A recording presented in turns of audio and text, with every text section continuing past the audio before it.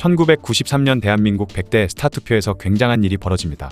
5위까지의 순위를 말씀드리면 5위는 서태지, 4위는 김원준, 3위는 허재, 2위는 최진실, 그리고 대망의 1위는 연예계 스포츠계의 톱스타들을 제치고 당당히 김영삼 대통령이 차지하게 되었죠. 그 이유는 그가 실시한 금융실명제 덕분이었는데요. 오늘은 이 금융실명제에 대한 이야기를 해볼까 합니다. 2023년은 금융실명제를 실시한 지 30년이 되는 해이죠. 1993년 8월 12일 목요일 저녁 7시 45분 가족들이 도란도란 저녁을 먹거나 저녁을 다 먹고 휴식을 취하고 있는 시간에 갑자기 KBS 뉴스에 김영삼 대통령이 등장합니다. 그리고 나서 대통령 긴급명령권을 발동해 금융실명제를 전격 실시하겠다고 말했죠. 이 시간 이후 모든 금융거래는 실명으로만 이루어진다고 선포했습니다. 은행에서 돈을 인출할 때나 계좌를 만들 때 신분을 확인하겠다고 한 것이죠. 그리고 3천만 원 이상을 출금하면 국세청에 통보하고 자금의 출처를 조사할 수 있게 되었습니다. 현재로 따지면 이게 뭔 소린가 싶지만 당시에는 실명이 아니어도 모든 금융거래를 할 수 있었던 것이죠. 통장을 만들 때 내 이름이 아니라 김개똥이라는 이름으로 만들어도 아무 문제 없었던 것입니다. 아무튼 TV를 보고 있던 모든 국민들은 충격에 빠졌는데요. 그러자 수많은 사람들이 한국 경제가 이제 거덜날 거라며 곧 나라가 망할 것 같이 선동을 하기 시작했죠. 그러자 국민들도 금융거래를 할 때 뭔가 잘못되는 거 아닌가 싶은 불안 심리가 가중되면서 은행에 돈을 맡기려 하지 않았습니다. 그렇다면 이렇게 나라에 혼란을 가져올 수도 있는 금융실명제를 도대체 왜 하게 된 것일까요? 사실 과거 우리나라에서는 저축을 장려하기 위해 예금주의 가명이나 차명 그리고 무기명으로도 금융거래를 허용하고 있었던 것이죠.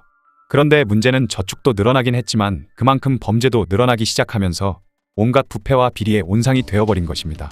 세금을 내기 싫으면 차명으로 만든 계좌에 돈을 나눠 넣어 놓기만 해도 본인이 자백을 하지 않는 한 걸리지 않았고 수사기관이나 세무당국에서도 어떤 사람이 정확히 얼마를 가지고 있는지 파악할 수가 없었죠. 거기다가 막대한 자금이 정치 쪽으로 흘러 들어가는 데에 차명 계좌가 이용되었는데 마음만 먹으면 돈을 준 사람과 받은 사람 외엔 그 누구도 알 수 없게 만들 수도 있었습니다. 또한 부자들은 자식들에게 그냥 돈을 줘도 증여세는 안 내도 되었죠. 그리고 차명 계좌는 극악 범죄였던 납치, 유괴 사건에도 자주 이용되었습니다. 계좌의 실소유주가 누군지 추적이 거의 불가능했기 때문에 계좌로 몸값을 받기도 한 것이죠. 다행히 당시엔 돈을 인출하려면 은행에 직접 갔어야 했기 때문에 형사들은 범인들이 올만한 은행 지점에 잠복해 있다가 현장에서 돈을 인출하는 범인을 잡았다고 합니다. 이렇게 수많은 범죄를 야기하고 심지어 금액 규모가 어마무시할 정도였으니 이를 바로 잡긴 잡아야 했던 것이죠. 그렇게 금융실명제는 정경유착과 부정부패를 뿌리 뽑고 우리나라 내수경제의 투명도를 높이자는 의도로 시작된 것이었습니다. 사실 김영삼 대통령이 이것을 시행하기 전에 2번의 시도가 있긴 했었는데요. 1982년 이철이 장영자 부부 어음 사기 사건이 터졌는데 문제는 이 사기꾼들이 당시 대통령이던 전두환과 인척관계였던 것입니다. 다들 알다시피 전두환 역시 수천억을 해먹었었기 때문에 금융실명제 이전 금융 상황을 잘 이용해 먹고 있었는데 어음 사기 사건 때문에 마지못해 금융실명제 실시를 발표했던 것이죠. 하지만 제대로 시행되지는 못한 채 무산되었고 훗날 노태우 정권이 들어선 이후 부동산 가격이 폭등하자 부동산 열풍을 진정시키려는 목적에서 다시 검토했지만 역시 무산되고 말았습니다. 그만큼 금융실명제를 실시하기엔 반대 여론도 있었을 뿐만 아니라 쉽지 않았던 것이죠. 그런 상황을 의식해서인지 김영삼 정권에서는 마치 군사작전을 방불케 하는 철저한 보안 속에서 금융실명제의 준비와 발표가 이루어졌습니다. 금융실명제를 준비하던 사람들은 과천 주공아파트 한 채를 빌린 뒤 가족이나 동료들에게 해외 출장을 간다 하고 짐을 싸고 집을 나와 그곳에서 숙식을 하면서 비밀리에 작업을 했던 것이죠. 심지어 가족들이 공항까지 마중을 나오면 진짜로 일본으로 출국했다가 몰래 다시 귀국해 과천으로 가기도 했다고 합니다. 그렇게 2달간 과천 아파트에서 일을 하는데 한 번 들어가면 끝나기 전엔 현관문을 나설 수 없었고 쓸데없이 창문 근처에서 서성대지 못하는 수칙이 있을 정도로 철통 보안 속에 준비를 해나갔죠.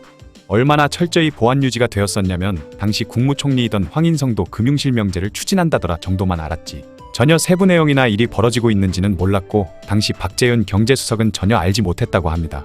또한 애매하게 목요일 저녁에 발표한 이유도 있었는데요. 발표하고 나서 수많은 사람들이 은행에 몰려가 급하게 돈을 인출하는 뱅크런 사태가 일어날 수도 있었기 때문에 은행 문이 모두 닫힌 시간에 발표를 했던 것이죠. 원래는 은행에서도 준비할 여유를 주고 충격을 최소화하려는 목적으로 토요일이나 일요일에 발표할 예정이었지만 하필이면 일요일이 8월 15일 광복절이었고 만약 더 미뤘다가는 비밀이 새어나갈 위험이 있었기 때문에 발표 시기가 조금 더 앞당겨진 것이라고 합니다. 또한 김영삼 대통령은 정석대로 국회에서 입법 절차를 밟았다가는 시간이 걸리는 만큼 검은 돈들이 어떠한 경로로든 다 빠져나갈 테고 기득권들의 막대한 저항이 있을 것이라 생각해 대통령 긴급명령이란 형식으로 갑자기 발표해버리는 특단의 조치를 취했던 것이죠. 그렇게 하룻밤 사이에 대한민국이 달라져 버렸습니다. 며칠 동안 나라 전체가 떠들썩하고 마치 얼마 안가 한국의 경제가 파탄날 것이라며 난리가 났죠. 대통령 명령에 따라 전국의 은행 및 금융기관은 오후 2시에 문을 열었고 모든 금융기관은 돈을 인출하거나 실명으로 전환하려는 손님들로 아비규환이 펼쳐졌습니다. 어제까지만 해도 돈을 인출하려고 하면 그냥 줬던 은행에서 갑자기 신분증을 요구하자 국민들은 어리둥절해했죠. 평소엔 1분도 안 걸리던 은행 업무가 신분증을 확인하느라 시간이 더 걸리게 되면서 항의하는 사람도 수두룩했습니다. 또한 은행 출입문 앞에서 실명 전환을 해야 하나 말아야 하나를 고민하는 정치인, 고위공직자, 사채업자들이 넘쳐났죠.